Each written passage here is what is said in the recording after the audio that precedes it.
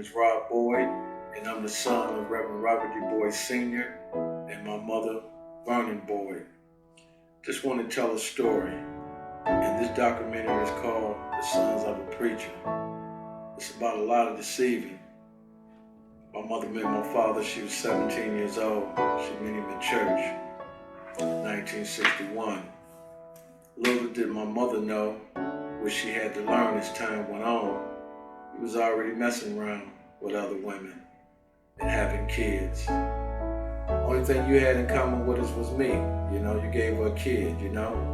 Any and everybody can do that.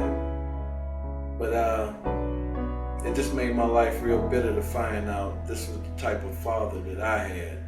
Preacher man, kids everywhere. Disappointing to see that. And a lot of people didn't know I was a son of a preacher, you know.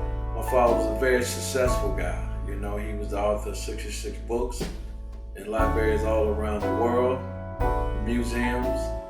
All his friends was people like Bob Hope, Desi Yanez, and you name it, you know what I mean? He hung out with the rich and famous. And it's a sad thing for a young child to be watching TV and you see your father on TV with all these high-class people and you in the ghetto selling drugs, you in the ghetto, moms having to work 2 or 3 jobs to make things happen, and you get caught up so much in anger and bitterness, and at 9 years old you witness your stepfather get murdered, and then you become a very angry kid on the block, and you become that guy that's very overprotective of your mother and your brothers and sisters, you know. I was my mother's firstborn child, and the more I learned about my father, the more I disliked him. The more I learned that he messed around on my mother, and my mother ended up divorcing him in 1967, you know. She spent 4 years with him, but it really wasn't spending the 4 years. My father stayed on the road a lot, traveled in and out the country and around the country, and it's just a sad feeling that no child should have to come up in that type of environment when you have a successful father, you know. And the killingest part about my life dealing with this whole situation is that he would always call my mother and ask my mother, how did he look on TV? How did I sound on the radio? You know, and you ain't even sending no money down here, you know what I mean? But you're concerned about how you sound on the radio and how you look on the TV. He gave big lavish parties every year, you know, in Detroit, Michigan, downtown at the Sherman Cadillac, where all his successful friends and people would meet up every year at his birthday, big bashes. And you got children that's starving and hustling drugs and gang banging and doing these sort of things, but you say you're a man of the cloth, you know? Well, for me to say it point blank, you know what I mean? My father was a man for his own game, you know? It wasn't about the cloth, and it wasn't about educating people to follow God, you know? It was about educating people to follow him, and many people followed my father. Was all about, you know? Yeah, he did great things. I grant him that, you know? Have he helped people? Yeah, I grant him that. But have he helped his children? No. You can't grant a man that, you know? If he would have did right by all his children, his legacy would have lived on, because he had a heck of a legacy, you know what I'm saying? But he crossed his own life out when he didn't take care of his children, you know? And then it made me feel not like the Lone Ranger once I found out he didn't do nothing for my brothers, you know what I mean? And nobody else. So I thought through life, you know, I was the only one that's upset and mad because he never did nothing. So it hurt me real bad, you know. You got 4 sons in prison, you don't send them no money, you ain't seen them in years, you don't communicate with them. So I mean, how can you keep running around here preaching this word and you ain't taking care of kids, man, you know? So he didn't even take heed to what he was preaching on his own, you know? So I just want to let you know, the Sons of a Preacher, we in the building, the documentary.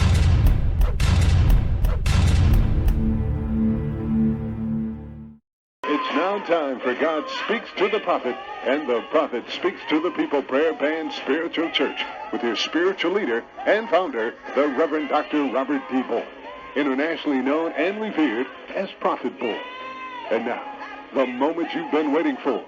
Here is Prophet Robert B. Boyd.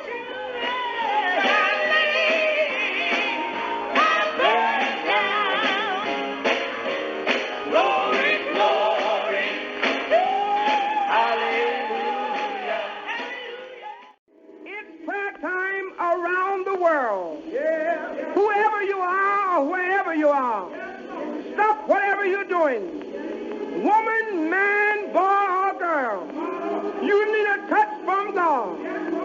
This prayer could be the answer to your problem.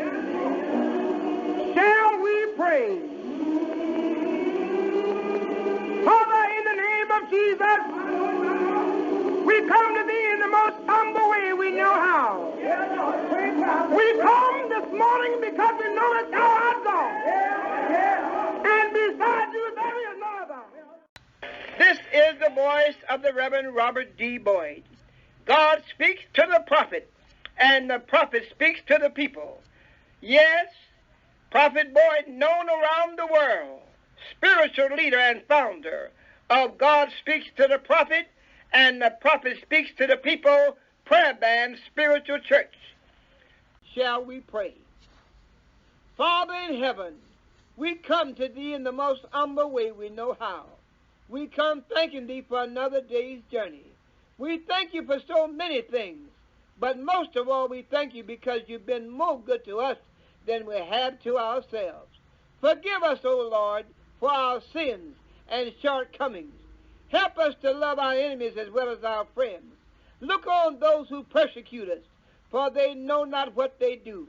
Guide and direct my mind. Oh, Lord, help me to keep my mind stayed on thee. Keep me, oh, Lord, in good health, and give me good health and strength to overcome conditions that try to block my path. Bless my going in and coming out in the name of Jesus.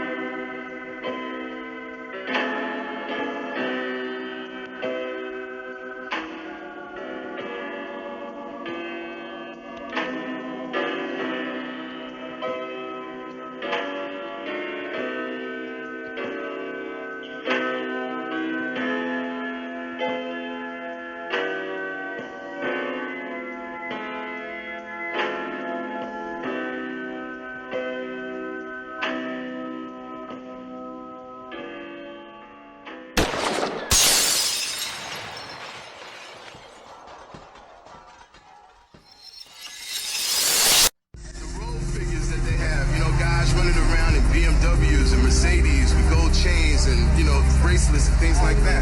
The kids want to be like that. They see these guys. They want to be the same way. The only way to get that way is to sell crack. At that time, man, we were just some stylish young cats, man. We 16, 17 years old, man. Getting crazy money. By the time I was 18, I had $1 million in cash, man. But little did I know what came with that, I was raised in that den, under the 9 egos and the gators, shoes and the kangaroos, and the boys is cool. Me and that boy still going to school. Only thing I know is that I want to be too. Maserati Rick, I'm trying to be like you. Like Rock and Reds and the best friends, trying to get to me and still be with a crew. Really big dreams from the kid from the zoo. Learn from the ballers in the Motor City too. Same dudes trying to get a meal by 18, like Rob Wood with them minks on and them big toys. Showing up and then showing out with the flies, kid, feeling all boys. Living like a boss, they the real McCoys and Jordan. Yeah, like Bush Jones and the YDI, wonderful Wayne. They had fame, these was the richest guys. Stunting on lanes, they had gang. They was flipping major pies, but the streets don't love you back. So the outcome was not a surprise, and the streets don't love you back. I come from the area where we move that crack. We doubled up times, we came right back. Then told me left, we had to have that strap, cause the streets don't love you back. Yeah, I said the streets don't love you back. The streets don't love you back. I come from the area where we move that crack. We doubled up times, we came right back. Then told me left, we had to have that strap, cause the streets don't love you back. Yeah, I said the streets don't love you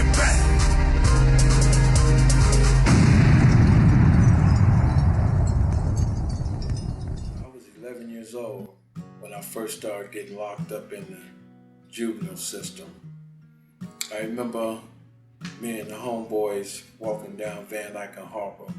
Back in them days, we used to carry guns. I had a lot of guns back in them days, even when I was young, you know. It was always easy to get that, you know, along with anything else you need when you're out in the streets. I remember I would carry 2 pistols all the time wherever I went, you know.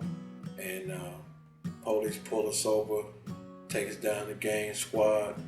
And I remember when my mother used to come over and on the bus, she didn't know how to drive or any of that, you know. And she'd come over to gang squad and pick me up and take me back on the bus back home. And it was just a tragedy because it's like, here I am, you know, an angry kid getting locked up starting at a very young age. And I got a good mother, but I don't know how to handle life, you know what I mean? Because I done seen betrayal from day one from my own father, you know, how he betrayed my mother. And I done seen my stepfather get murdered, you know what I'm saying? And that's betrayal, you know. My mother hurt again, you know? And it's like when kids go through that, it's just a heartfelt thing that you have to, it's like a cancer, you dig? It grows and grows and grows, and everything is so bitter to you, you know? And I stayed locked up all my young life, you know what I mean, here and there, you know? And I remember when I was 12 years old, they was trying to get me to go to a class that taught people trades because I was a smart kid, you know? But I declined that, you know? I was too angry to look at what they had for my future, you know what I'm saying? And by the time I was 14 years old, that's when I was shooting at another gang member out of school, you know? And got in trouble for that, you know what I'm saying? And my mother was trying to get me off into a Job Corps, you know, and she wanted me to go there. And I became a ward of the state because, you know, my mother, I was out of control, you know, my mother couldn't handle me. I was always in trouble, you know. And I never forget, you know, this lady was my social worker, you know, and her and my mother would talk, and she would say, oh, he's a good kid, but he's just an angry kid, you know, and he just have to get help, you know what I'm saying? So this lady, you know, I liked her, and she was very concerned about me, but once again, my mind wasn't even thinking like that, you know what I mean? Because you're angry, you're bitter, you know, you're upset, everybody is gone, you know what I mean? So now, you know, how can you really trust this lady, you know what I'm saying? So I didn't go to Job Corps, and I missed out on that. Then my mother, I was very good at electronics, you know, from a very young age, and I would take stuff apart and put it back together, and my mother would always say, you're good in electronics, son, you know what I mean? So she wanted me to go to this electronics school called GET, and that was on Grand Boulevard right there in Detroit, Michigan.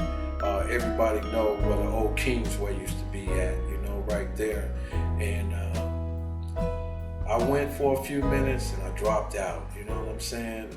Another disappointment. Hey, we still right here doing our thing. In 1977, when I was at Burroughs Middle School, like I said, you know, I was in the Bishop gang, and when I shot at another gang member inside Burroughs School, this is where they brought me to, right here at the youth home, right here. And I was on 4C, 4N, and 2N, you know what I'm saying? And I stayed in trouble here.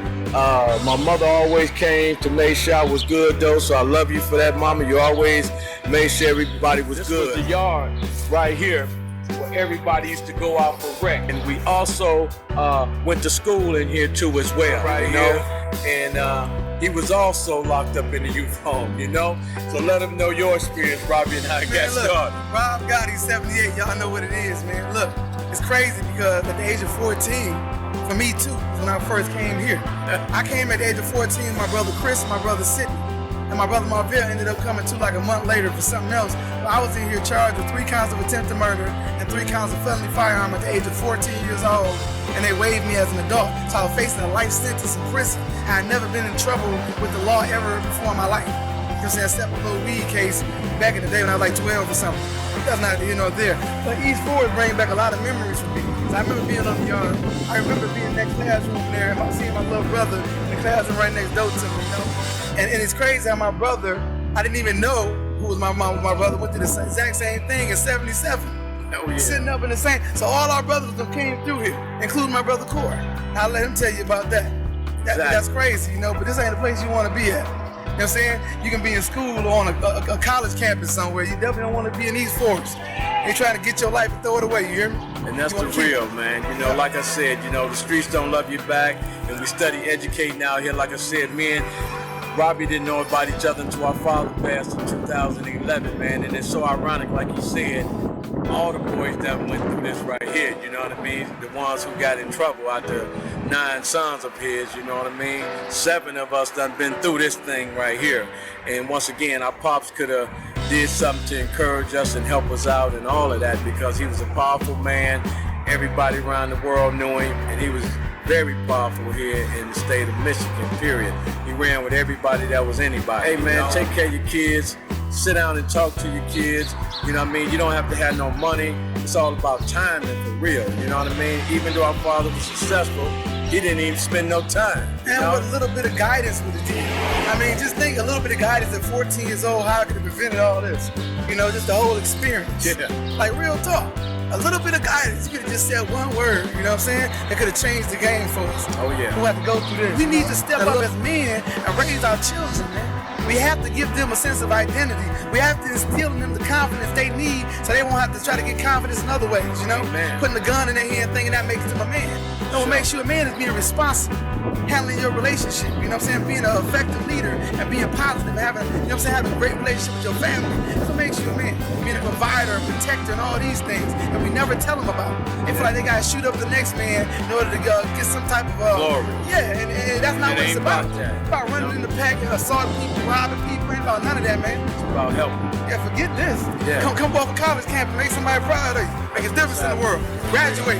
For real, I want to go to graduation, not to funeral. Exactly. I'm glad you ain't the man. Praise keep your head up. If you're seeing this documentary, if you're going through something in life, man, take heed at what you're seeing and what you're learning, you know? Because what you're learning and what you put out, man, it comes together, you know what I mean? Faith without works is no good. So remember that. In 2011, my father passed away. I learned I had all these brothers that blew me away. Because I never knew of them, heard of them, any of that. During my father's passing, I was there when he took his last breath. I found out that I had these brothers, and he told me to look in this book that he wrote. My father was a book writer of 66 books, and he traveled all over the world. But as I looked in this book, I seen all these names. I'm like, wow. So when my father passed, I posted it on Facebook. And a young lady reached out and said, that's my brother's father too. So then I said to myself, I said, wow, well let me really look in this book and look at all these names to make sure this thing is correct. So after that, I learned I had 4 brothers in prison at that time. But my father had 5 sons by this one lady. My brother Marvell, my brother Christopher, my brother Sidney, and my brother Robbie was in prison. The baby is Corey. Corey is the baby of 12 kids by my father. When I reach out to Corey, he reached back out to me. But at that same year, my brother Sidney came home in May of 2011. Pops died March 16th on my grandson's birthday in 2011. Me and my wife flew to Detroit in September 2011 to see my brother Sidney and Corey. I was real happy to see both of them and meet both of them. We was kicking it, laughing, talking about a lot of big things that I was going to help them with, you you know? And at the same time, me and my wife flew back to Arizona, October the 30th of 2011. A month later, my brother was gunned down. He was murdered. That blew me away. I couldn't even understand it, you know? So then I started really sitting back and dialoguing with my brothers in prison, but that took a few minutes for me to reach out to my brothers in prison. My wife was the one who convinced me to reach out to them because I was an angry kid. I've been angry at my father for years. He never bought me a pair of shoes, drawers, socks, a bag of chips, you know? So I'm saying to myself, why would I want to reach out to his kids? I'm already doing good. I don't need to reach out to them, you know? But my wife, we had started the Streets Will Never Be Back organization in 2009. My wife said, well, let me just tell you something, husband. She said, you already help people behind the prison walls. You know, we was building up our ministry, and our ministry is in 150 prisons across the country, federal and state men and women. But it took my wife a minute to convince me to even write them. Once again, I was angry at my father. I didn't want to be dealing with anything, you know? So once she convinced me to write them, I wrote all 4 of them. And 2 wrote back at that time. It was Robbie and Marvell. My brother Christopher was in the hole. He did 5 years in the hole after our brother Sidney got murdered, you know? So we began to dialogue. I began to realize that I wasn't a Lone Ranger, you know, that he never did nothing for them either, took care of them either. And I didn't want to be like my father, you know. I wanted to break the curse of his name because I'm named after him. I'm Robert D. Boyd Jr. So I didn't want to keep that same curse going where a man who had it all that didn't take care of none of his kids, you know, as far as his boys, period, you know. And it was heartbreaking, you know, when I learned these boys had been in prison for a long time.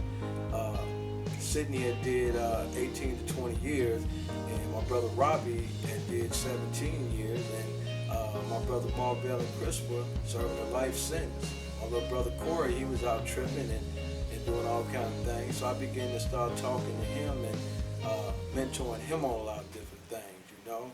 Yes, my name is Corey Daniel, the son, actually the 5th born son of Robert D. Boyd and Marvelene Daniel. And I just want to acknowledge that Robert D. Boyd was my father. Like I said, I ain't got nothing bad to say about the man, you know. But for him to be in higher situations and places that he was, we grew up like real bad, you know, like basically vacant houses. You know, to that point, you know, stealing water outside the houses, stealing electricity, you know, people calling the police on us, you know, it drew us like to the streets, you know, to doing things that we had no business doing because we ain't had no father figure or no guidance, you know, by a male figure, you know, so we figured we can do certain things we can get away with as far as my mom go. But, you know, and, you know, like, it's been a struggle. It's been a struggle. I ain't gonna lie and say it haven't been. But I would just like to acknowledge that, you know, everything that we did went through, you know, made us stronger, you know. It went from my mom getting shot, you know, my brothers getting shot, you know, 4 brothers going to prison, you know what I'm saying? It led me mainly to the streets, to robbing, stealing, getting whatever I can get by any means, you know, to drinking, heavy drinking, drug use, you know, to the point I almost lost my life from drinking, you know, in 2011, you know. I sat in the hospital fighting for my life for 3 months from drinking, you know, and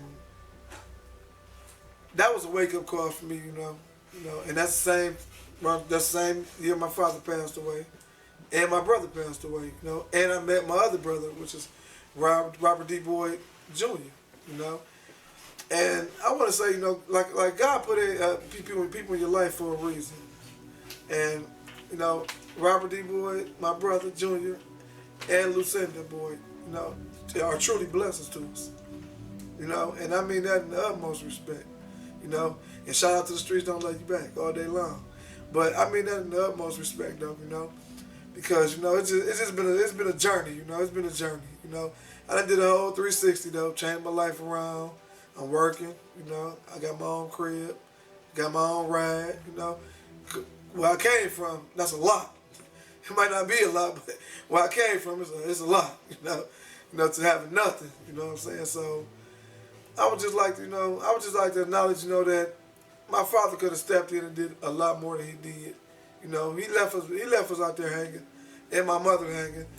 I don't know the reason, so I can't explain the reason why he did do it, but I can never see me doing that to a mother of my children, if I did have some kids, leaving my kids just in the cold and without nothing, and I know they don't have nothing. It was just crazy growing up, and I just want to say, to the kids that's going through that same thing I already been through, I just want to say, keep y'all heads up and pray about it, and, take care of business, and, God gonna make sure everything falls in place at the end of the day, you know what I'm saying? My mother was a great woman, she took care of all her kids, 11 kids, 9 boys, 2 girls, and 5 by my daddy. I'm the youngest, but like I said, I can't explain the reason he wasn't there, but, as a teenager, it broke me, because I didn't know how to handle it, because I was a boy still, trying to be a man, and I was looking in the streets trying to find out how to be a man, but the streets just led me to more and more trouble, I was just blessed not to get caught up in the prison systems like my brothers and them did, and then my oldest brother, who I thought at the time was my oldest brother, Sidney, had passed away, from gunshots, drive-by, and it's a lot that was going on, and I'm just, what I'm saying, thankful that, what I'm saying, I'm here today and that I got a chance to know my other brothers, what I'm saying, and be on a positive journey from here, Well, I would just like to ask you, Corey, how did it totally make you feel when you started getting a little older and you seen that your father wasn't doing anything for you, man? Not only not doing anything for you, but not even no guidance in your life. How did that make you feel as a kid? Honestly, it made me feel like, like what no love there. For the simple fact, for a man to bear children and don't even see them, it's like not even having them, so really, and by me not really having a relationship with them, I never really got a chance to really know them, so, and by me not getting a chance to really know them like that, it kind of had me cold-hearted, because I was feeling like I was looking for a father that wasn't there, and it had me, like, as a young boy, tripping, what I'm saying, just doing all type of crazy stuff to keep my mind off a lot of other things, that was going on in my life. And here you go. When did you realize that you had a successful father, Corey? Oh, I think that was like I want to say like around 2001, something like around 2001. Yeah, I realized that, and then when my mom invited me and my brother Marvell to his birthday celebration at the Fisher Building, and I seen security around him and everything, so I knew, he had a name for sure, and I seen people praising him, and I was thinking in the back of my mind, like, he getting praised, and he ain't even taking care of his kids. That's what was in my mind. I wanted to say that, but I didn't. But my mother's boyfriend ended up stepping up speaking on that, and it just, like, it had me bitter as a kid. I was real bitter, and then all my brothers got locked up, started going to prison. What I'm saying? I went from being the baby boy to the oldest boy. And it's kind of crazy because it changed that quick, And it went from me being, looking up to them, taking care of me, to me taking care of my baby brothers, they looking up to me. And it was a long journey though, it was a long journey most definitely. So now, when your brother Sidney got murdered, let the world know how you felt and how did you feel about your father not being there giving you nothing, no money, no guidance, no nothing. How did you feel when your brother came home after 18, 20 years and he got murdered? Oh, that broke me. That broke me. You know, that broke me to a point. You know, to a straight up point. I was like in my own little world for a while.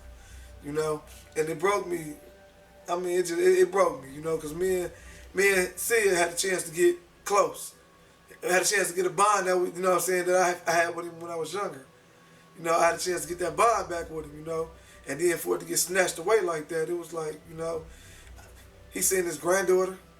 You know what I'm saying? His son, you know what I'm saying? His baby moms had passed away a few months before he came home. So he didn't get a chance to see her, but he got a chance to see his granddaughter and his son, you know what I'm saying? And they started building their relationship, you know. Me and him started building our relationship closer and closer, you know, trying to make up time, you know. And he turned around to get killed, so, you know. And as far as my daddy go, you know, it's hard for me to even speak on it because, you know what I'm saying, it's like you chasing something that ain't there, you know? So I looked in all the wrong places, you know, for the father figure that I needed, you know? And I'm hearing you, Corey, and about you found out how successful your father was, and when you've seen how successful he was, I want you to explain to people how your living conditions was with your brothers, your 5 brothers, you know what I mean, that he had with your mother, you know. Talk to the people. Okay. I mean, living conditions, you know, growing up was terrible, you know. It was like basically next to nothing, you know. Basically like abandoned houses, you know. Honestly, houses with no doors on them. It's wintertime. Snow blowing in. You know what I'm saying? You know, no heat, no lights. You know what I'm saying? All type of things. You know, it's crazy. You know, didn't know if somebody's gonna just walk in and just kill everybody. That's how it was, you know. And like I said, as a kid though, you know what I'm saying, I got used to it. That's what made me didn't really fear nothing, because I really got used to it because everything was in the open, you know. Everything was in the open, so you know what I'm saying. It hurt me to see my mother go through it. That's what really hurt me, you know, because she didn't lay down and make us by herself. You know what I'm saying? But she had to raise us by herself. She was the mother and the father. You know what I'm saying? So it was kind of crazy. But, you know, I just, you know, want to definitely thank my mom, because she's a strong woman, a strong black woman, you know, to raise all her kids, and she didn't ask for no help, you know, from nobody, you know, welfare and all, you know, WIC, whatever, you know what I'm saying? She was on the system, but she took care of her kids, though. I can't say that for sure.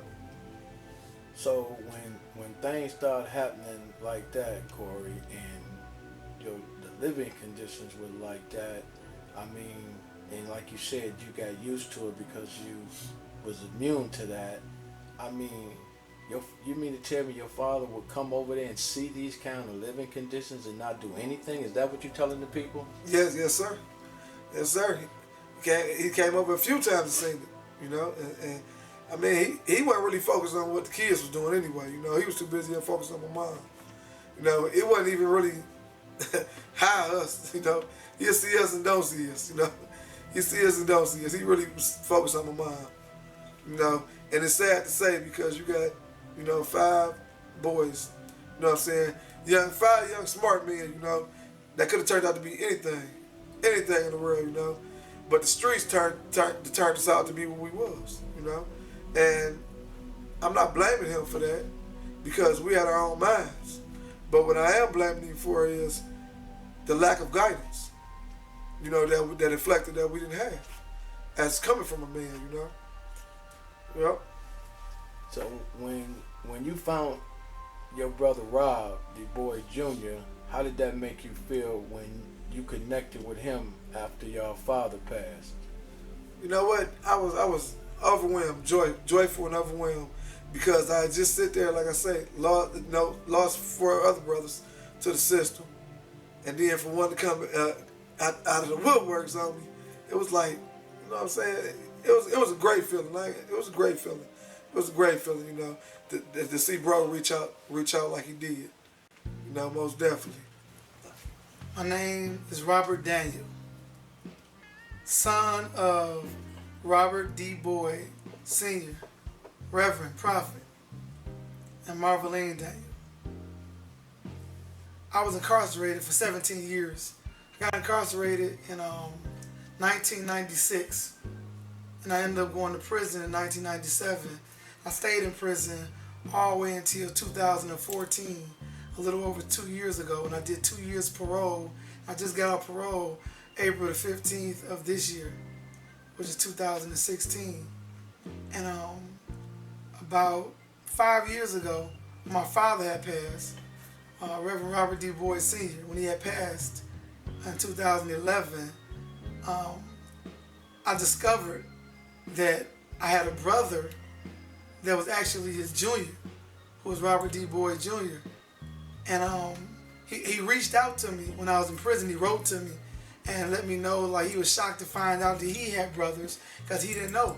And we both grew up in Detroit, on the east side of Detroit, you know, and we grew up in, of course, different areas or whatever, but nonetheless, we were still in the same city at the same time. You know what I'm saying? We had no idea about it. We both shared the same daddy, same blood flowing through our veins. Fast forward 5 years, I get out of prison.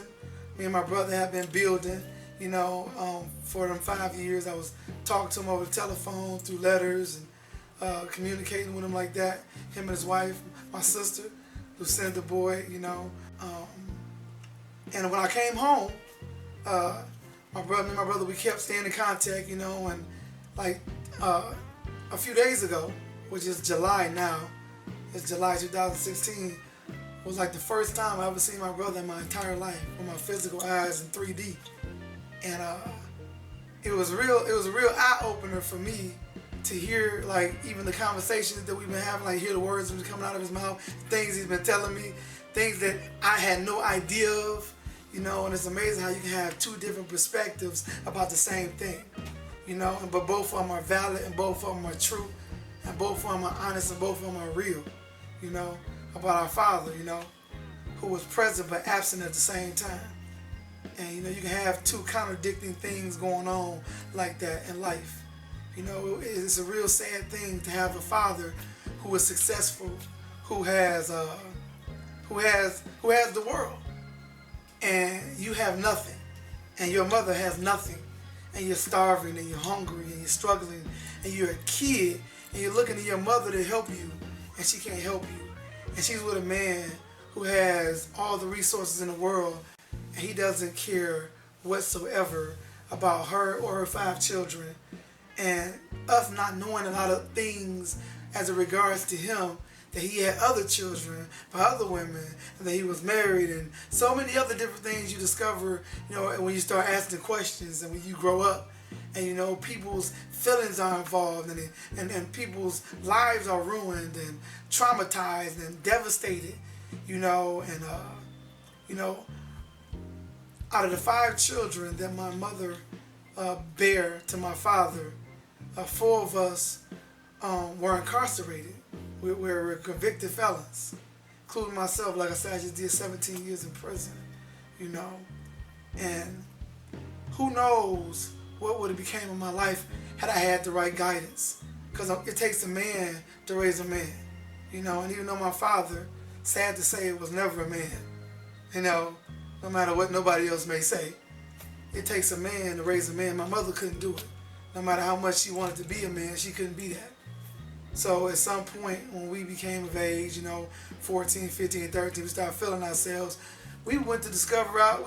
We went out to discover our man. We wanted to find out, you know what I'm saying, what it was to be a man on our own terms and this and that, you know. And I just know, and I really believe with all my heart, because one of the questions I had when I was incarcerated, like, what could have been done to prevent this? You know, did I have to go through this? They gave me 20 to 40 years in prison, man. I had 2 of them for a crime, and it's sad to say that it really wasn't even a crime, you know. And I'm not trying to play innocent, but I wasn't guilty of that, and I didn't deserve that. But that's another documentary. But I thought the 2 things I needed the most that I didn't have which comes from a father, was guidance and discipline. I needed my butt kicked, and I needed some guidance. You know, from a man, a woman can't tell me how to be a man. She can't even relate to me being a boy. She can only nurture me and care for me and love me. My mother did that. Take nothing away from my mother. My mother, to me, is the greatest mother on the planet. She flawed like every other mother and every other person, but she did what she could do, what she was working with. And considering her hand, I figured she pretty much, performed a miracle, considering that she had to raise 5 boys without a father, not including the other 6 children that my mother ended up having, because I'm a product of 9 brothers and 2 sisters with my mother, you know what I'm saying? And, growing up, I had my moments where I thought about, where's my daddy at, It's like I seen him on like 3 times in my entire life. And the 3 times I seen him, he wasn't coming to see me. He was coming over to get some food for my mama, And then when I would see him, it was almost like in passing. I remember having probably one conversation, which was like one sentence with the man my whole life. Never got a hug, never told me nothing to validate me, nothing. My mother told me all these great things about him, but he never demonstrated none of those great things toward me or in my sight. I mean, I knew that he had books all around the world. He was a preacher. He had his own church, his own congregation, and he was a great speaker. He had all these gifts and talents. Everybody celebrated him. He had awards and accolades, and he was just a great man professionally. But personally, he was a savage, and that's just the truth. He was a savage. He was an animal, man. And you would think, how can you be so loving in Christ and loving to the flock and loving in your speech, but yet so hateful in your ways and wicked in your works? Because there's nowhere in the world you can tell me that a man of his caliber with his knowledge, he even published a book talking about how parents need to love their children. And the man went in on this book. I'm telling you, anybody read it, I mean, he broke it down. You'd be like, amen. But for him not just live it, but he was like the complete opposite of that. Like nothing. Like I was recently discussing with my brothers, on the side note, he didn't even try. He didn't even try. I mean, at least if your father is a crackhead or whatever he may be, if he there, I mean, hey, you can't knock him, okay, you messed up. You can almost accept that. But to have a daddy there, successful, got all the money in the world, all the houses in the world, cars in the world, resources in the world, connections in the world, and you and your 4 brothers, and your mother are suffering in the ghetto on the east side of Detroit. And we ain't got nothing, we on WIC. And my mother's doing everything she can to take care of us. And he has all this going on. And for him not to show around the 3 times in my life, so you knew I existed. Was I not that valuable to you? Or were you just that horrible of a person to sit up here and look at your kids, your children, and watch them and their mother go through what they go through and just do nothing? I can't imagine. To me, that's heartless. Like, really? I can't even begin to. I don't know how to process that. I'm just being honest. I got a brother that's dead right now, my oldest brother, who I thought was my oldest brother, you know what I'm saying? So I figured out I got other brothers that are older than him, you know what I'm saying? My brother Sidney, he did 20 years too when he got out. He did 20 years for something he didn't do. He got out of prison. He over my mother's house, he get killed too for something he didn't do. Because some fools was riding by with a gun, they shot him or whatever, and he dead. And he had the same experience I had. He was my father's first son with my mother. Even though he wasn't his first son, he's my first son with my mother. He did nothing for him too. He never had the luxury of being able to have a father. And it's sad when you have a father, like our father, in the position that he was in, with everything that he had, and everything that God entrusted him with, to take all of it for granted. I'm not going to use any language or whatever that I should be using, but all the viewers out there, just take a moment to consider what I'm saying, man. Like, really? Like, really? You talk about tragedy. You talk about devastation. You talk about Hurricane Katrina and all these natural catastrophes that have taken place that we consider to be just horrific and catastrophic. Imagine that. You got a daddy over here with all the food in the world, and you and your mother, y'all hungry, y'all starving. Y'all don't know when y'all next meal. I remember living on Kentfield, right across the street from the projects. Kentfield and Acacia on the west side of Detroit. I remember for years. He came. That's when he came over there. The last time I seen him was like in April of 2000. April of 1996. I saw him April 1997. Excuse me, April 1997. That's the last time I seen him. We were standing across the street from the projects, and we was living in a house so dilapidated that we had to put clothes around the door hinges just to keep the door up because we didn't have any heat. We had all type of animals and stuff crawling through the basement because all the windows was knocked down in the basement. He came over there to see us, like he visited. He knew the conditions we was in and did nothing to change them. He came in 5 minutes, said something to me about wearing certain color clothes to court, and that was the last conversation I had with that man. Before I was sentenced to 20 to 40 years in prison. And I was only like 18, 17 years old. So you knew the conditions that we were living in. You did nothing to change it. But yet, at the same token, you can come over there and eat the little food that we had when you didn't even need to, and be over there with my mother. I don't know her mind state, and I ain't gonna try to read off into that. But like, what type of person does that? But there's a lot of people out there now that's going through the same thing, and they really don't know how to articulate it. Really don't, because they really know that it's almost like, who cares? Like, for a very long time, I was like, what's the point in talking about something that doesn't really matter? I mean, it ain't gonna change nothing, you know? Who cares? But deep down inside of my heart, I really did care. I just didn't say nothing because, like, nobody, who gonna listen to me? Like, my father dead, so I can't tell him. I can't tell him what I'm telling the camera right now. You know, and if I could, I would tell him a lot of things. I'm sure you would too, after seeing this documentary.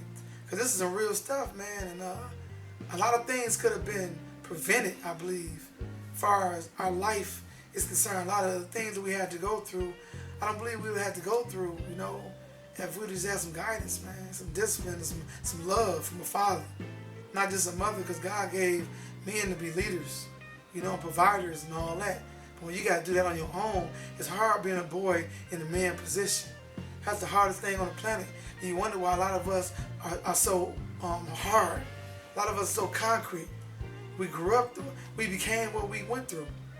And there was nobody there to give us any balance. So we became the extremity of what we went through. We went through concrete, so we became concrete. That's what it is. You know what I'm saying? Because I saw my mother went through without this Negro help. You know what I'm saying? I saw this with my own eyes. I bore witness to it. I saw her trying to manage 5 boys and all the pain and stuff that we caused her because we lacked the things we lacked. And she was trying to do it all by herself. And I'm surprised she ain't went crazy by now.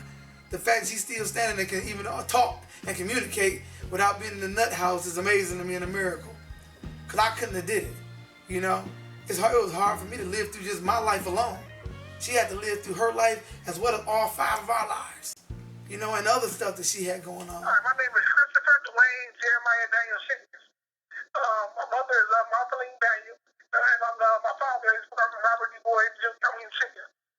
All right. First of all, I want to ask you, Christopher, how was it growing up with your mother and father, and was your father in your life growing up?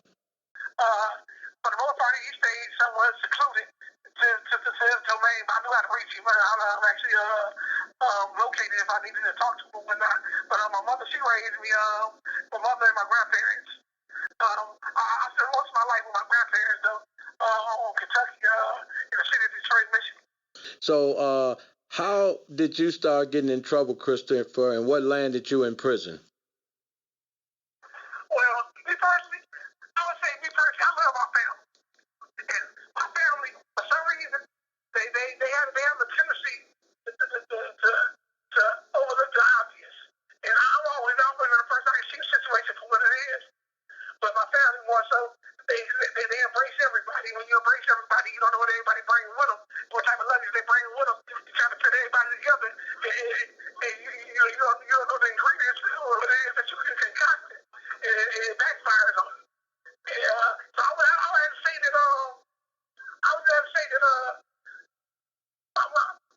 me personally, my love for my family, he would have got me here because they're protective of my family. Not overprotective, but just seeing something he didn't see and responding. My man, my man. So, how many years is you doing in prison, Christopher? Right now, as I said, now I got a 30 to 50 year sentence for second degree murder, 5 year sentence for felon in possession of a firearm, second degree habitual, and 2 to 5 years for felon in possession.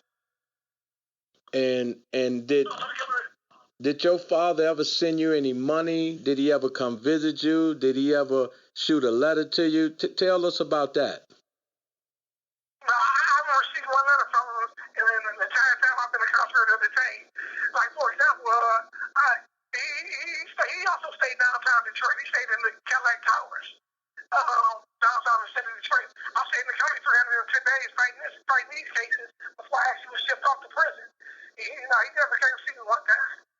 He was kind of strict about it. He kind of no nonsense guy. Regardless when you get yourself into something, and then you got to deal with it. He's kind of like, time to pay the piper. Kind of so once I was like, here it is, put yourself there, I can put you there. My life don't stop because you want to stop. So how did that make you feel, Christopher, when our father didn't send you no money, didn't come visit you, didn't write you no letter? How did that make you feel as a person? Well, to be honest with you, father not coming to see me, I wasn't really expecting him to come see me. Because like I say, I know where he is when I'm in society. I go see him and go visit him whenever I'm inside. I wasn't expecting him to come see me because that was the basis of our relationship with when I was on the outside. So I didn't really expect him to come see me. But I didn't expect him probably about a letter or so. That was kind of disappointing to some degree. But I also concluded too that he might have been busy or whatever. He may have been going through something at the time that I might not have been aware of. I don't want to just say that, that he was wrong, not right. Because ultimately I got myself where he didn't. But it would have been nice to get a letter. Tell us a little bit about the alcoholism that you went through as a teenager. And we talked a little bit before. You said that you turned to that to kind of forget all the pain and hurt and things that you went through. What kind of messages can you give the youth of today that may turn to alcohol to forget the hurts and pains of the past? I would say to the youth, that the alcohol ain't the way. Drugs ain't the way. Education is the key. For the simple fact, I wish I could have went a different route with it. It took me to realize almost losing my life to have to realize, that wasn't the way. Like I said, I sat in the hospital for almost 3 months fighting for my life. I went in the hospital weighing like 190. I got out weighing like 90. And what it did to my body, it was just, I couldn't even walk. I was in a wheelchair for like a month after I got out of the hospital. I couldn't even go to the bathroom by myself. My mama had to, and all my brothers was locked up. So it was like my mama was like my rock. And at the same time, I was having shootouts with guys in the streets, and I didn't know if somebody was trying to run up in my mama's house. I can't walk. I'm laying on the bed sleeping with AKs, and I can't even get up though. But I'm laying by the door so I can defend, to make sure that nobody come in on us. So it was just crazy. You didn't know when you was gonna go. Any given time you could have went. If you could look into the camera and tell your dad whatever's on your heart, what would you tell him? I would ask him why. What was the reason? You didn't give us a chance. If he could have gave us a chance, I would appreciate that. We never had a chance. Never, We came in without a chance, So that's like really a lose-lose situation. When you ain't got no guidance. And then like you said, we in the streets, we in the heart of the hood. In the middle of the ghetto. With drugs going, shootouts every day, houses getting broke into, murders. Everything happened right in front of us. So that's all we knew growing up. That's all we knew, and all we seen. So we got accustomed and used to it. So it came to a point that murders and certain things didn't really bother us. Like it would have bothered an average child. It didn't bother us because we was used to it. Yep. What would you like to tell your brothers that are still incarcerated? I would like to tell my brothers, I love y'all, all y'all, and y'all all coming home one day for sure, and we're going to ride it out. We're going to make it do what it do. You know what I'm saying? We linked up with Big Bro and Lucinda. We're going to make it happen, Most definitely. Just keep your head up, and be strong. So, Rob, let me ask you this. When you finally decided to reach out to your brothers in prison, right, and you received the feedback from them for the first time, what was that like for you? Well, me getting that feedback from my brothers, it was great because I told my wife, I said, yeah, well, Robbie and Marvell wrote me. I said, I'm still waiting on Christopher, because I had already met Sydney, you know what I mean? And I was overwhelmed. And I met Corey and Sydney at the same time. And I was overwhelmed because I was telling them I'm going to make some things happen for them. And I was in the process of making things happen for them. And Sydney got murdered, And at that time, my brother Corey was still out there running wild. And I kind of bagged up from Corey at that time, because there was a lot going on. And I felt that he could do better than what he was doing. But hearing my little brother's story on this documentary, I'm blown away. I really didn't even understand that he was living like that, and that's what forced him to go out there in the street like that. And I'm so heartbroken towards our father because he was a man who had it all. It seems the more you have come to know about your brothers and their story, that there's a greater sense of infuriation, like you're more infuriated, toward your father. Can you speak about that a little bit? Yes. I'm more than infuriated towards him because Dad had it all. You know what I mean? He walking around with mink coats on, diamond rings on, security guards, houses and property and all these different type of things. And then years later, when you die, in the process of you dying, I learned about all these sons you got and 5 sons by a woman that you never even took care of, and these kids living in abandoned houses and all this crazy mess. I can't even process this thing, So when you hear the story of your brother Corey telling you these things, in your process now, you're saying it's like almost make believe, like you can't even understand how something like that can even be a reality. How your father can just walk into their lives and, like your brother mentioned, just come over and see the conditions and walk right out like he didn't see it at all. Yeah, that's a man that don't care. You know what I'm saying? And like I just spoke earlier, if a man do not take care of his family, not along his kids, and you got kids living in abandoned houses, man, and you just go over a kid's house to go to bed with their mama or get a sandwich, you can buy millions of sandwiches. You can't even brought nothing over there to take them a sandwich. You know what I'm saying? So it's heartbreaking and it's very painful to me to learn this about my brothers. And I want to just say I'm very happy that my wife really talks to me when it comes to decisions, because it's only 2 people can get to me, and that's my wife and my mother. And if my wife is not talking to me about something, I won't even truly pay it no attention. I was born in Cincinnati, Ohio. I'm actually located in Detroit, Michigan at this moment. And I'm a brother of Rob's, one of his younger brothers.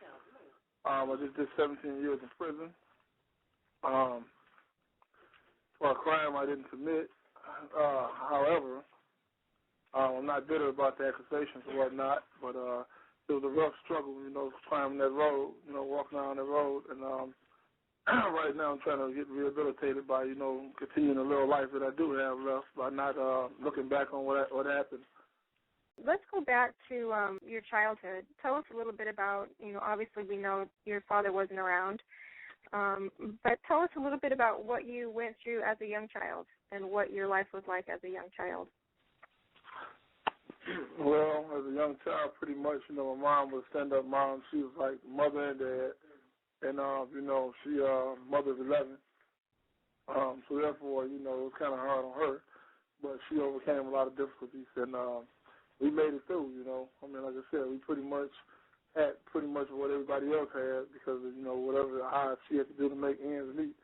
But she always managed to keep everything afloat, And we like I said, but by us being the age we were, when we got here in Detroit, it was like we really didn't know what was going on. We were still young, but as I grew, I thought to myself, like, okay, yeah, we try to there's an empty gap, something was missing. And then when I finally got in touch with my dad, it was like, we were trying to mend things, and get back together and try to start fresh. But then later on, I got locked up, and when I later got released, liberated from the system, I learned of his passing. That kind of hit me hard because I was trying to figure out what had happened to him because I haven't heard from him so long. Tell us a little bit about your life and how you got involved in the street life, and what age and what kind of went on back then. Well, pretty much when I was probably 12, 13, I was always traveling. My mom always kept me moving around. So when I was 12 or 13, I can remember. I would even say 13. I remember I was down in the Chicago area, and we went down there, and I met up with the relatives, and they was wild, and, he was talking about the jail systems, and a lot of times a lot of them guys down there, they go to jail early on, 13, 15. They juvenile. Their jail was pretty much like the juvenile system up here now. And, down in Cook County, what they do is, they separate them. They split them up. That was the only difference down there. They split people up, according to your rank or your affiliation, what gang you're affiliated with. Here they pretty much put everybody, in the same little pod and let y'all just duke it out. Yeah, and, whoever lives, they'll set a sense of time. Or whoever died, they'll bury them. It's crazy. Oh, but it's a big adjustment thing. Like I said, you study adjusting and getting used to and adapting to certain situations, that you're not normally used to. And I went down to New York. I was down in Buffalo, and it was crazy down there because where we were stationed at, it was people that were there, it was laid back, but the outskirts of where we was located, they was the east side of Buffalo, just like the east side of Detroit. You had guys gang banging, you had shootings, killing, stuff that we were seeing at an early age, that we shouldn't have seen as a child. But it kind of push you into growing up and, moving faster through life than what you would normally do, and like I said, I can relate to a lot of situations because I've been involved and I've seen a lot of situations. Whereas, young kids come up and do things and involve themselves with stuff, then their parents, pretty much loosen them and let them, just be a product of society, which they become, systematically involved with the system. And it's crazy that, you allow your child to go like that, allow the system to raise them, because what we say is a system within the system where they have a plan and a program to where they raise your child without you even knowing what's going on, in terms of having your child come in, you tell, this is my baby, 15, 16, but once he's through the system, they charge you as an adult, you're no longer a minor, and they eyesight you wrong. Right. And like I said, that's wrong, but that's the way of society, that's how they operate. And like I said, until we get a grip on what's really going on and actually learn our children, first learn ourselves to be able to learn our children, it's going to continue to be an ongoing cycle. Being out in that life, how was it trying to keep your brothers out of that life, or did you let them come in so you guys could work together and do greater things? What were you thinking back then? Well, for a long time, it was trying to keep them out of the life, but then when I, dipped off for a while, took little trips out of town or, decided to, run away for a minute, just to get away, thinking everything was cool by me relocating and not relocating them, that they wasn't going to be able to be exposed to the things that I was exposed to. And to later find out that a lot of them was, and they was emulating me, trying to be like me. So when I came back, it was pretty much too late for some of them. So what I did was pretty much, once I realized at that moment, I said, okay, well, since you are where you are, it's time for us to emerge. So you being out here with somebody else, we might as well keep this family. And so pretty much that's what we did. We made sure everybody was tight, everybody stayed together, and every time something came about, it was everybody all or nothing. Mhm. So it was pretty much like I said, we was jam tight. We was always tight, no matter what side of town or the world we was on. We always came together. And you guys were your own little gang, but you were all brothers. Exactly. Oh, family. So tell us about the first time you went to prison and what happened. What got you there?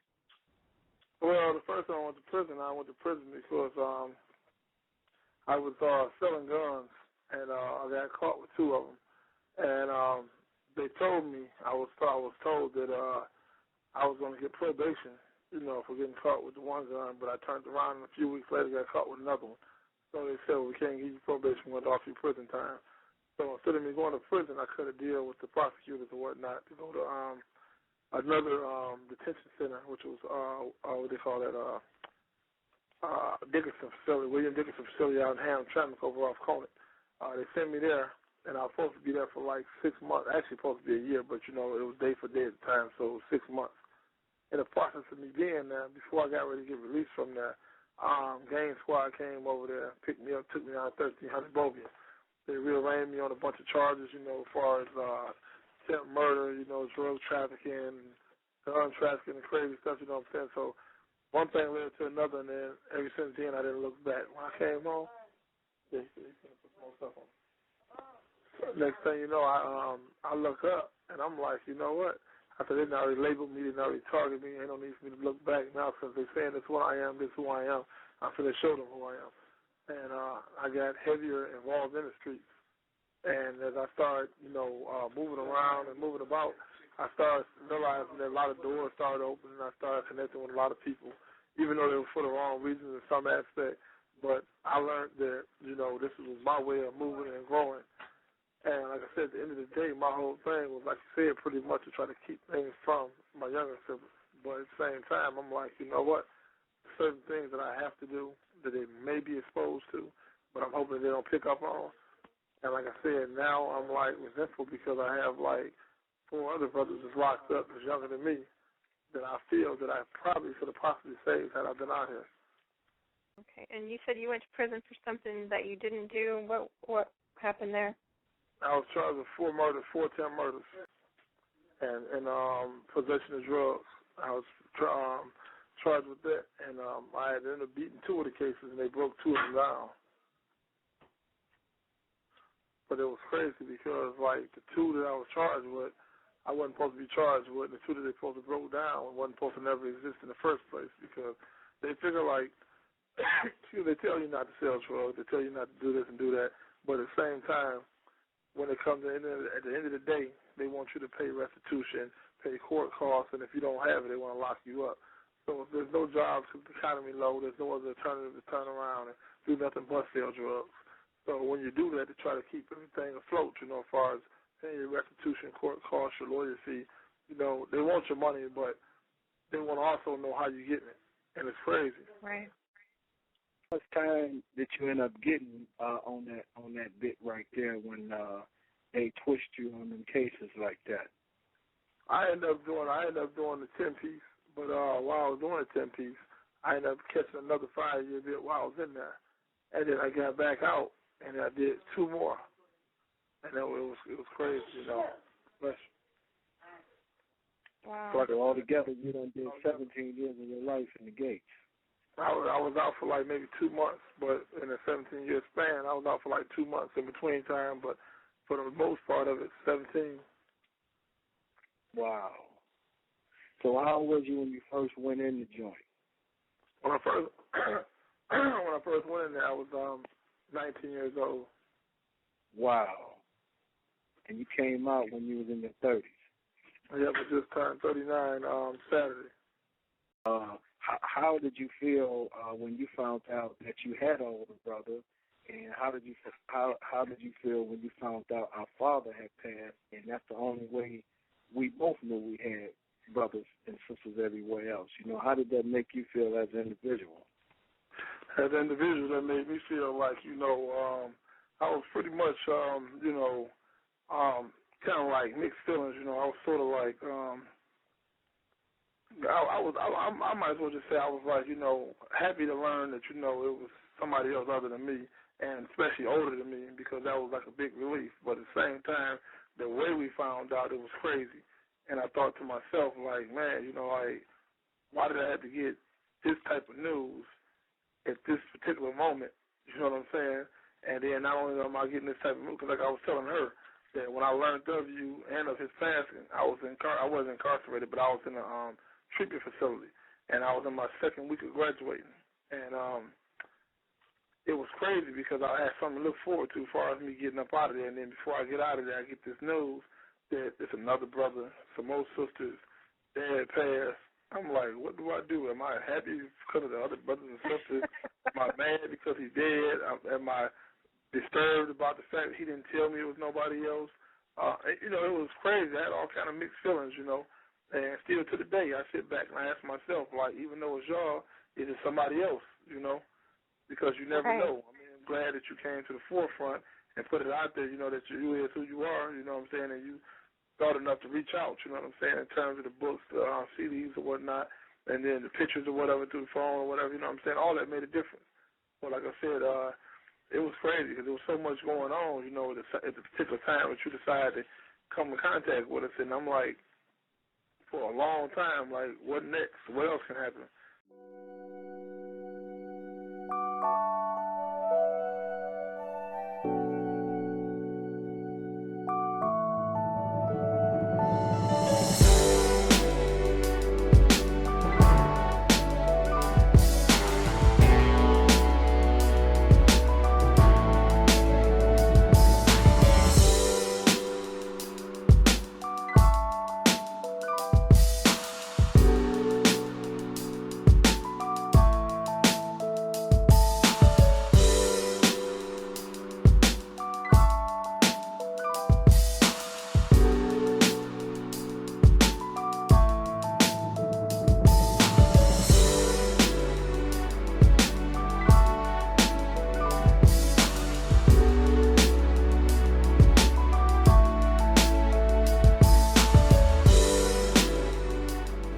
How did it make you feel when you really start growing up and he was not there for you and your brothers, you know what I mean? And you finally went to prison, no letters, no visits, no anything. How did that make you feel as a kid? I was hurt and I was wounded. Even as I am now while I'm speaking. I just recently came from the funeral home my brother was laid to rest in, And like I said, just processing all this, right? The loss of my brother, right? Father not there. I remember when I was in prison, and I really had time to really think about my father's absence. He wasn't tardy, he was absent. Tardy, absent. I thought about that, man, deeply in prison. And that hurt me to my heart, because I started asking questions and questioning stuff I should have never been questioning. Like, what was so wrong with me that he didn't think I was worthy enough to be his son? Like, I'm a great kid. Like, man, anybody would love to have me as their son, for real. I'm thinking to myself, like, why wouldn't you want to be, I wouldn't you want to, if you want to show me off, like, that's my boy. Why, like, what was so messed up about me? And that hurt me to my heart to think like that. Like, man, this guy just didn't even take into consideration, like, even give me an opportunity or a chance. Like, I wasn't nothing. And it's messed up because had I been weak-minded, I would have really just thought like, I wasn't nothing. But because I've been reading my Bible, and God had already told me I was the head, not the tail, and above, not below, I'm the lender, not the borrower, and I adopted that as my identity. I was a child of God, I was a son of God. I was higher than being the son of Robert D. Boyd Sr. So I adopted that. So when I thought about what he thought about me, because no matter what nobody tell me, your action speaks louder than words. He thought, to him, I was nothing.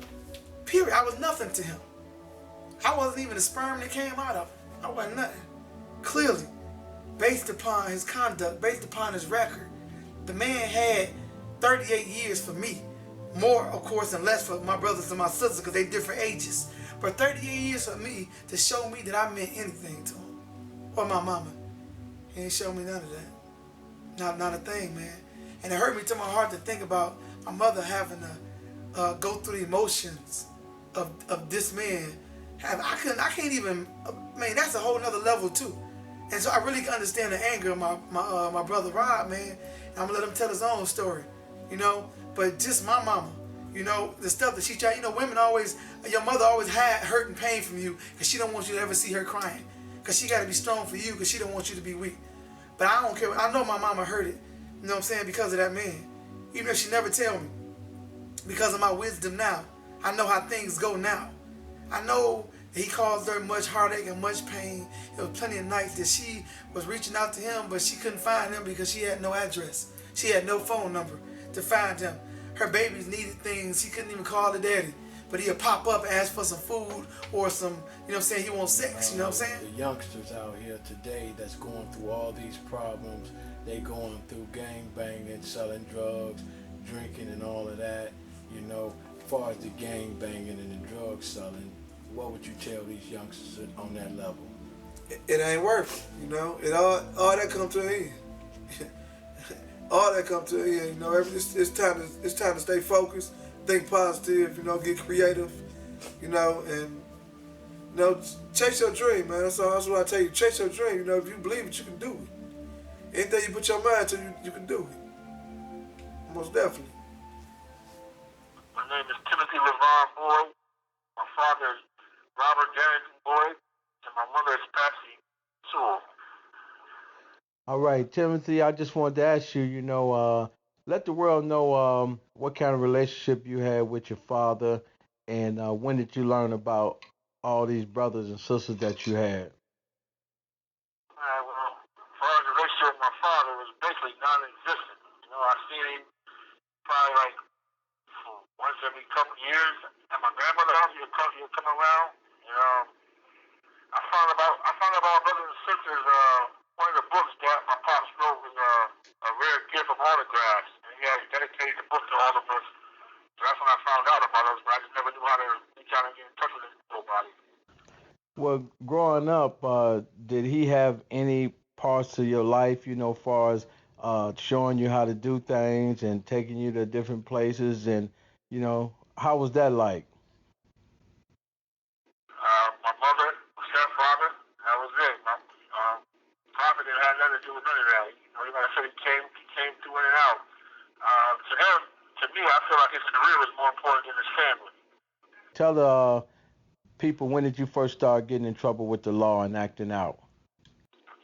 My first time in trouble was I was 16, and I was giving some kids a ride in my car, and they had drugs on them, and I didn't know they had the drugs on them, and when the police got behind us, they started throwing things everywhere, and my first time in trouble was behind that. I got probation for that, 3 years probation for that, and that was in, I'd like to say, like 88? Yeah, 88, I think was the first time I got in trouble, and he didn't even know about it because I had no contact with it. You know, my mom's dealt with it, you know, and that's about it with that one. When you found out you had 2 brothers doing life sentences and then you just had a brother get murdered and a brother do 17 years, I mean, how did that make you react when you found all that out? Yeah, when I found out, first of all, when my brother Sidney got murdered, you know, I felt angry because I didn't get a chance to meet him personally. You know, and I feel like I was robbed of that opportunity by my father for not introducing us as kids and by the person that took his life.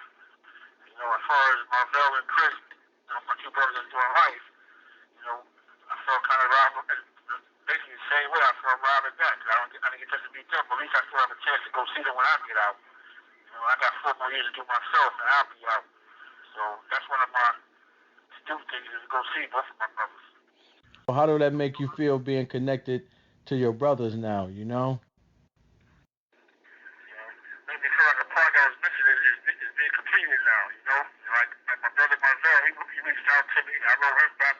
Hopefully she had my letter by now. You know, I'm waiting here for Chris. You know, when I hear from you on the regular, then you communicate on the regular. So I just feel complete, man. I feel like everything that was missing is coming together now. Without a doubt. Have you had a chance to speak with Robbie yet? No,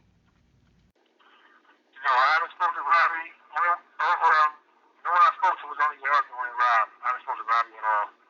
Okay. I know he's anxious to meet you as well, and you know, everybody seems to feel the same. Everybody's been robbed of their father and their brothers, you know, and it's a big missing link that affected all of you, I think, you know, in many different ways. Yeah, you know, when you're growing up, you don't really realize how much it affects you until you reflect back on it as you get older and you're in the situation you're in. Then you reflect on life and you really see how much absentee father can do damage to a child. You know? Exactly. It's important for fathers, to be there. You can have stepfathers and grandfathers and everything, but inside your own heart, you're still missing the father that gave you life, the biological father. Right. Like, it's like one regret I have, like, not reaching out to my father and just asking him why before he passed away, so I didn't get the opportunity just to hear him tell me why he put his career before his children, and why he didn't never let us know each other, let us meet each other. I don't understand that.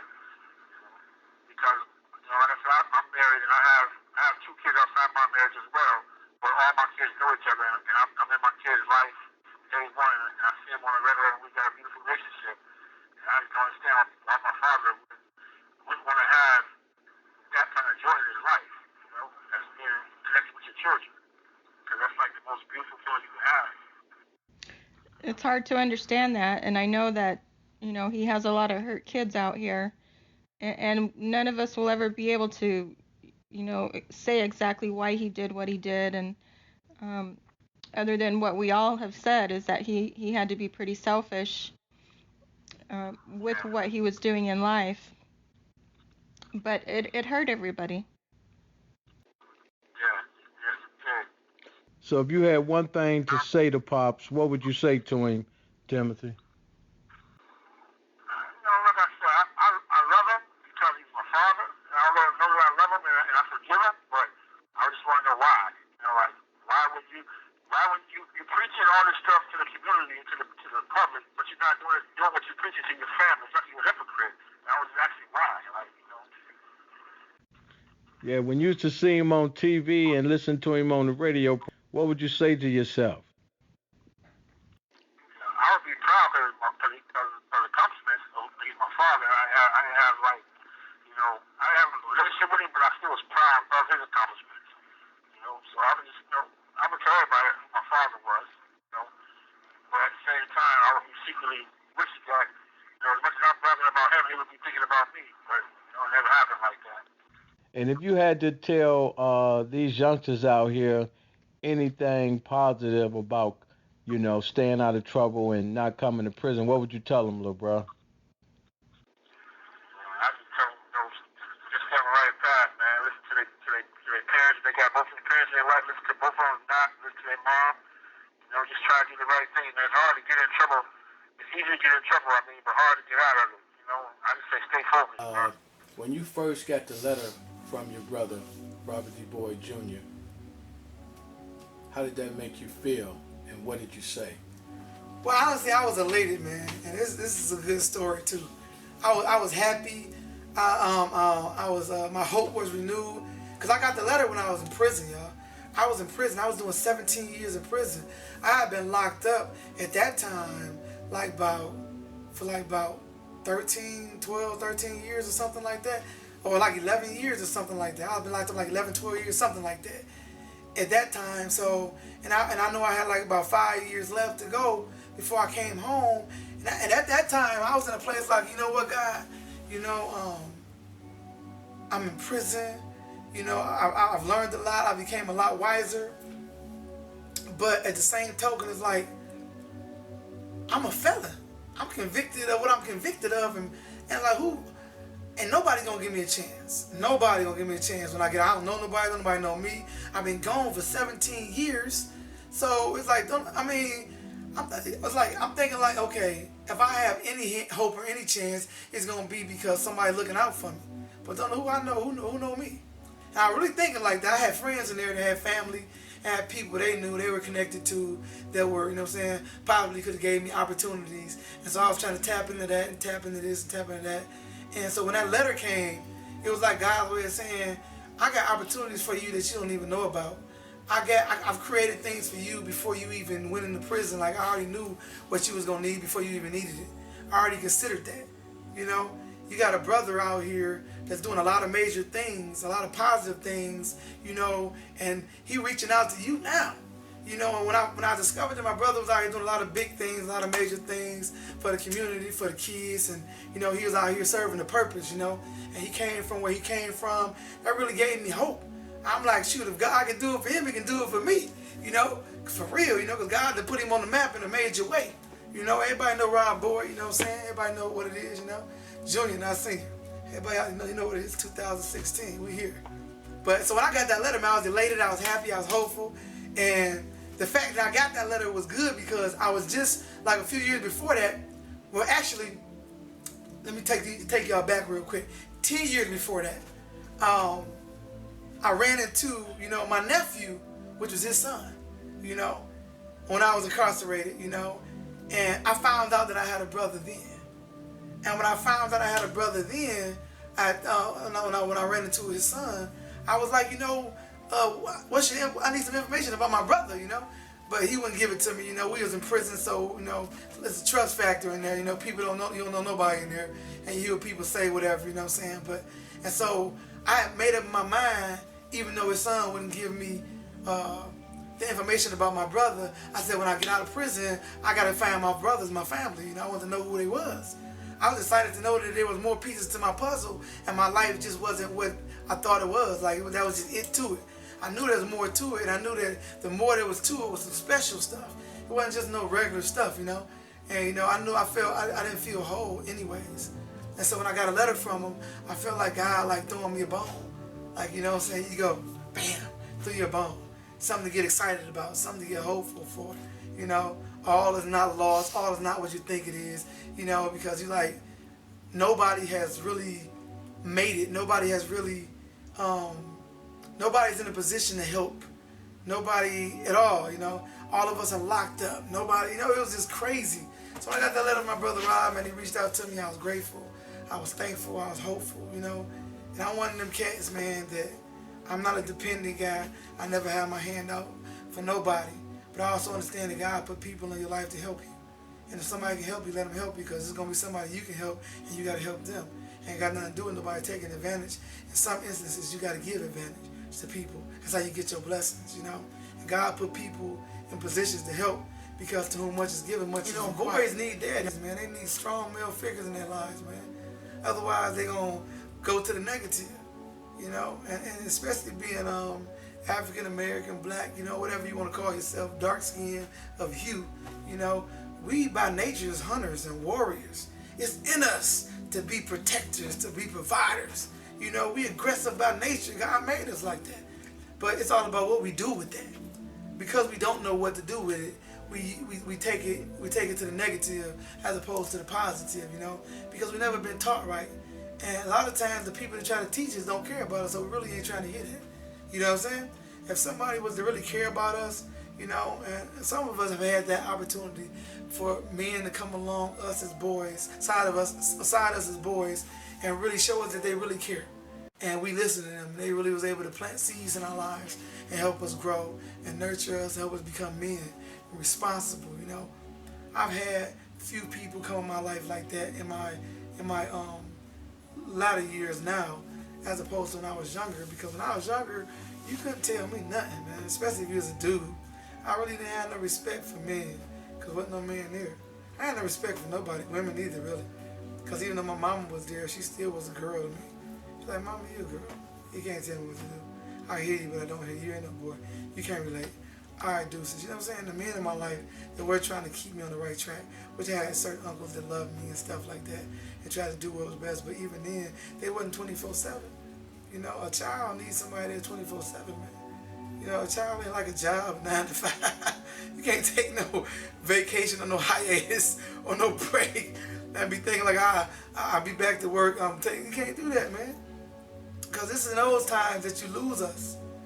That's a full-time job. If you're going to have the babies, take care of the babies. This interview right here is my little brother Marvell. My little brother Marvell has been in the penitentiary for a long time. And I just want to say, Marvell, how did you feel when you learned that you had a brother named Robert Boyd Jr.? It was shocking, man, just to know that I had a brother who grew up on the other side of town right next to me, and I didn't even know he existed, you know? It kind of blew my mind, but it's a beautiful thing. And your father, when you found out that we had the same father and we both was in the same boat, he didn't do nothing for any of us. How did that make you feel as a youngster, man? You know what? That's a hurting feeling, man, when you got a pop, man, especially as successful as ours was, man, who kind of just left his kids for dead, man. He didn't reach for it, and it could have made all the difference. And with that being said, man, how did you feel when you learned that your brother Sidney had got murdered? Oh man, listen, that hurt my heart, man. I can't even tell you. I still go through it right now. It hurt my heart, man. I cried like a baby, man, for 30 days straight. It took a lot from me, man, just knowing I lost my brother. No, I'd never be able to get that back. I'd never be able to sit down and talk with him, never be able to hug him, never be able to kiss him. It took a lot from me.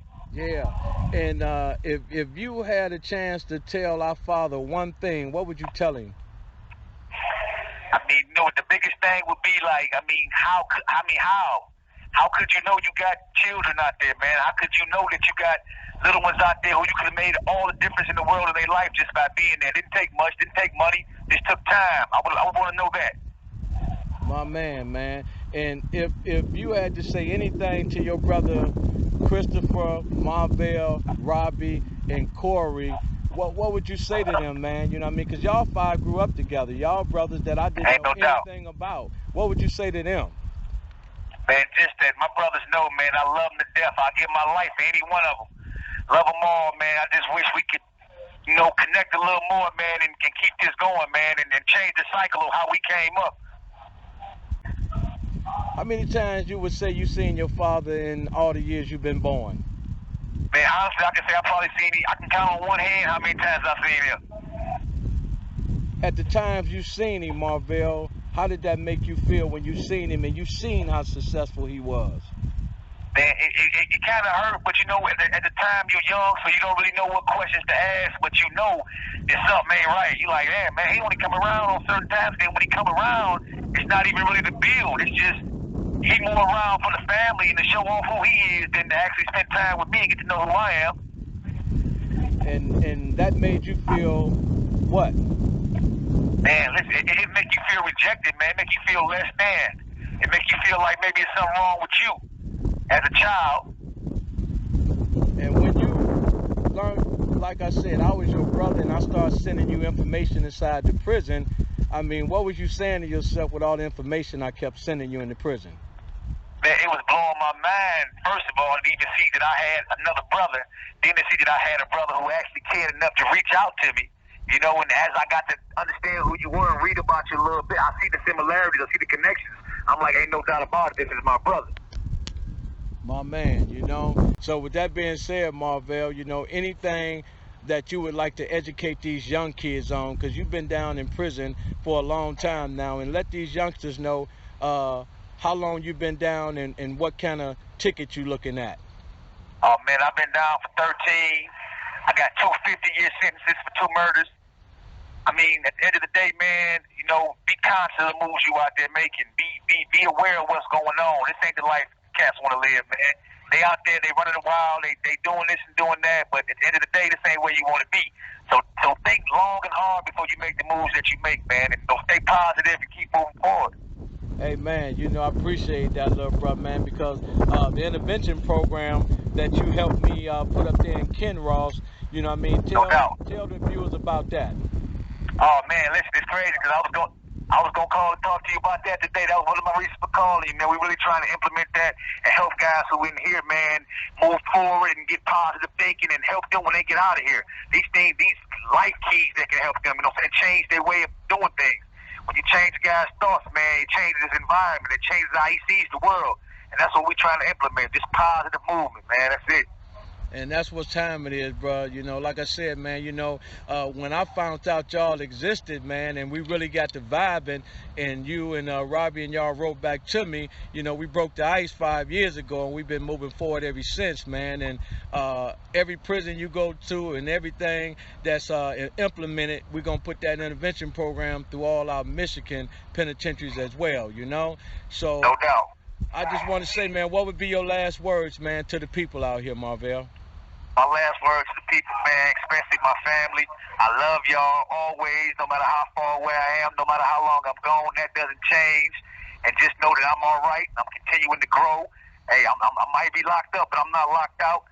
And I'm moving forward. And hopefully it won't be too long before I can make it back to that side and help the ones coming after me, man. Hey, that's what time it is, bro. If you can say anything to Sidney right now, I'm saying, what would those words be, man? Well, man, for Sidney, just to let him know that, I love him to death, man. I miss him. And we all moving forward, trying to find out what's going on. Just know it wasn't in vain. Just know he was loved. And we want everybody to know he was loved. And, this wasn't somebody who lost his life, and that's the end of that. No. There's a lot of people who still loving him, man, and still want to know what's going on, still going to bat for him. But we're just showing our support and letting the world know that. Okay, no doubt. So this is your brother, your oldest brother, as you knew it at the time, right? Right, no question. So they didn't just take just a man. They took somebody's son, somebody's brother, somebody's future, somebody's grandfather, all that, right? Ain't no doubt. Okay. No question. Okay, all right. I mean, a piece of us, man, that's our brother. So, a piece of us gone too. We can never get that back, man. We all grew up together in the same house. So, I mean, this is what we know. As we know, as our circle, as our family, this was our circle. A piece of that is gone now. You can't nothing. You have 1 minute remaining. Yeah, man, this phone just gave me a minute to go. So, I love all y'all for this hang up. I hate that they gotta hang up, but it's about to. I love y'all, and like I say, I'm there with y'all. Love you, bro. All right, love you too. Yep. Keep your head up in there, man. Stay strong. Yep. All right, we get back. All right, love you, Bill. Love you. One. If your dad was sitting here today, what would you tell him? I would just tell you, Pops, you know what I mean? I always loved you, but everything you accomplished in your life, you did that, can't never take that away from you, but you was a lousy father. You never did nothing for me, and as I learned and knowing about these sons that you had, which is my brothers, you never did nothing for them either, you know what I mean? So the bitterness that I had for you and the anger that I had for you, I forgave you. When my father was living, when he got sick, Pops reached out to me in 2007. He was in Cincinnati, and he was in an assisted living home. Me and him kicked it all of 2007, all of 2008, and at the time of me and Pops kicking it, I forgave him, you know what I mean? Because I had been bitter at him for a very long time, and I had a chance to tell him exactly how I felt, and that's what's the business right there, because I've been holding it in for many years, and he felt that, and the next time I seen Pop, it was in 2011 when he was passing, and I was there and seen him take his last breath. But I feel good because I had a chance to tell Pop how I felt. But my brothers didn't have a chance to talk to him. They wasn't even really around. Like our father, that man was on solid ground for real, in golden slippers, golden slippers. And he had to name the prophet, and he got, like I said, he got awards from everybody, from the city, all around the world. The man was praised and applauded and all that. And this is not even, it's deep because I don't even have to demonize him. He demonized himself. All I got is to tell you the truth. He demonized himself, man. And it's sad because I'm one of the person, I believe in honoring my father and honoring my mother. In spite of, I still believe that. But I also understand that there's somebody out there right now that's in my same position that me and my brother's been in all our lives. And they need to know that you're not alone, and that even if your father is playing you like that, and your mother like that or whatever, man, that, you can look up because you got a father in heaven, man, and you can draw from him what you didn't get from your earthly father, man, and still be able to stand and still be able to overcome and still be able to make it. And there's people and places out here you can reach out to, man, that'll help you and try to come alongside you and walk with you and mentor you and everything, you know what I'm saying? So just don't be afraid to reach up and reach out, you know what I'm saying? Because hopefully this documentary inspires you to do that. Because I didn't have a documentary to look at or hear about this. Maybe it could have helped me if I'd have heard something or somebody. I just wish, we could turn back the hands of time. You know what I'm saying? But you can't, so just gotta take what you can get, you know what I'm saying, roll with it.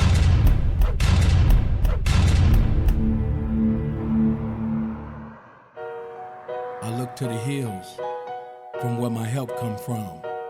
Psalms 121. Thank you, Mother, for always teaching me that when times get rough.